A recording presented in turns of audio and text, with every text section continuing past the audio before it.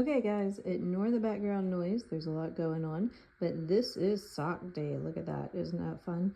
So I was looking at my socks and trying to figure out what's going on. So these are my replacement socks. These are the boat shoe socks.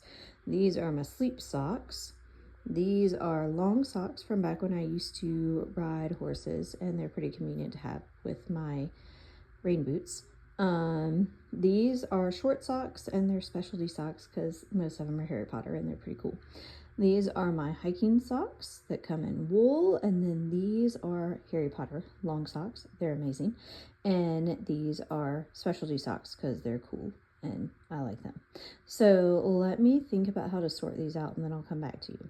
So here is my process.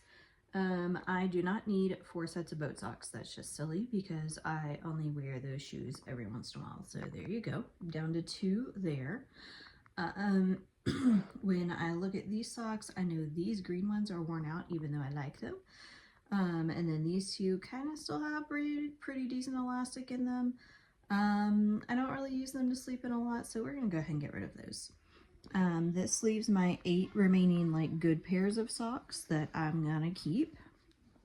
I have 2 long pairs of socks right here that I'm going to keep because I like them.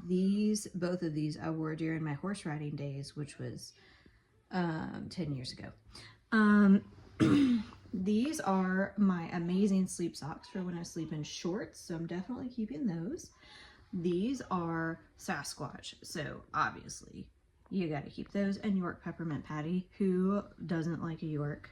If you do, then if you don't, then you've got problems, and that's okay.